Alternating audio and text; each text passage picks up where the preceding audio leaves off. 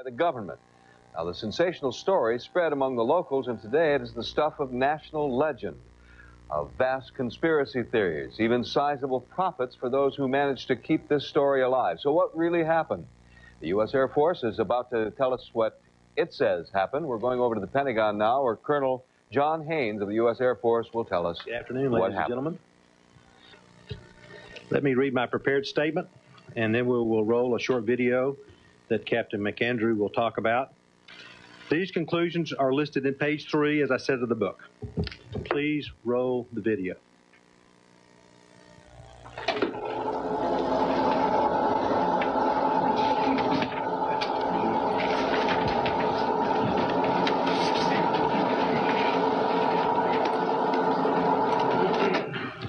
First clip's pretty quick. I'm going to start off some Air Force high-altitude balloon operations, and the first project's going to be a NASA Viking space probe tested in New Mexico. This was launched from Roswell, New Mexico in 1972 and recovered on the White Sands Missile Range, about 100 miles to the west. That is the Voyager Mars.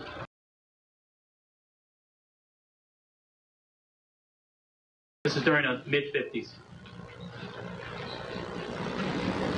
That's just a comparison of the size. You can see how many airliners you could fit inside a high-altitude research balloon at altitude. These are just some payloads, unusual payloads, not typically associated with a balloon. About 2,500 balloons launched during this 30-year period in New Mexico alone.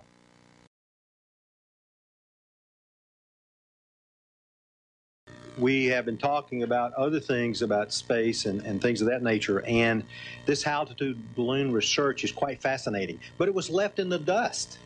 It's something we uncovered, and it's just kind of left in the dust of the space program.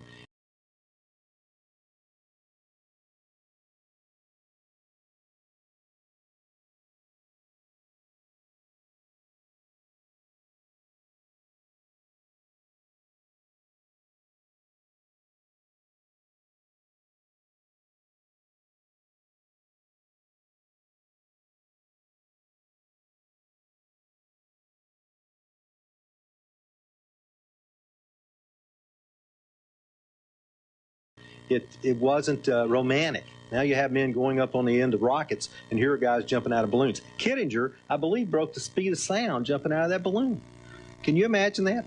I mean, I can't imagine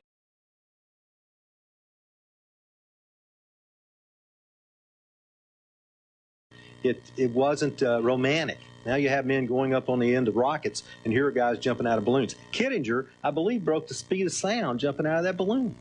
Can you imagine that? I mean, I can't imagine it. Yes, sir. Is it possible that the Air Force could have missed something in its investigation? In other words, is it possible that there are unidentified flying objects, that there are extraterrestrial visits, and the Air Force simply has not found it or been able to detect it? We have researched the Air Force projects and the Air Force information for these year groups.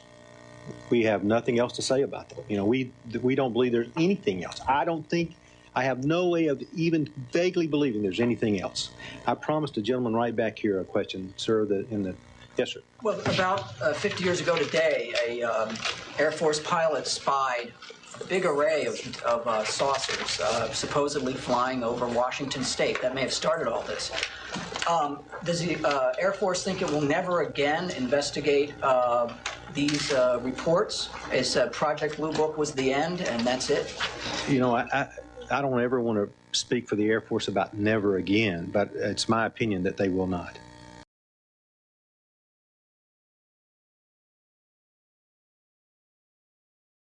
I promised a gentleman right back here a question, sir, yes, sir.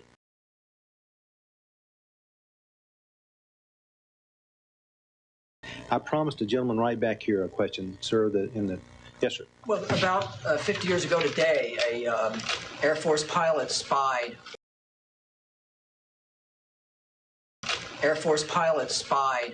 a big array of saucers supposedly flying over Washington State. That may have started all this.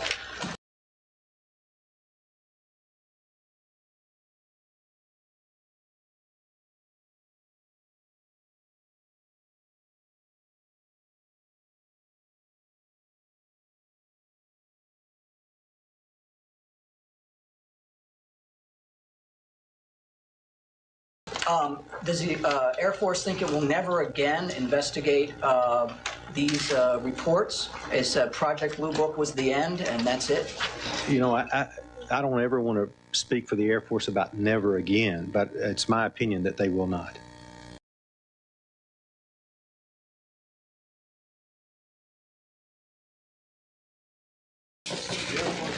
And that's Colonel John Haynes' final word. He does not believe in UFOs after releasing what he hopes will be the final report on the so-called Roswell incident, which inspired many questions, a couple of which the colonel said was asked of him by his own granddaughter, inspired by the movie Independence Day, which evoked much laughter among the journalists covering today's story of this release of the report on the so-called Roswell incident.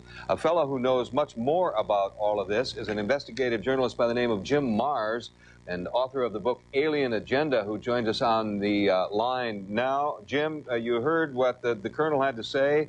I assume you saw the video. The final word from the Pentagon, once again, even after the 1994 report, is it didn't happen. Do you buy that? Well, frankly, I am underwhelmed, but I would point to Air Force documents prior to 1947 that stated that UFOs are real and tangible objects. This attitude only changed after July of 1947 and whatever crashed in the desert of New Mexico. 2 months later, President Truman created the Central Intelligence Agency and the National Security Council, which swept such issues as this away from Congress, the public, and the media, and they kept a very tight and strict secrecy over it.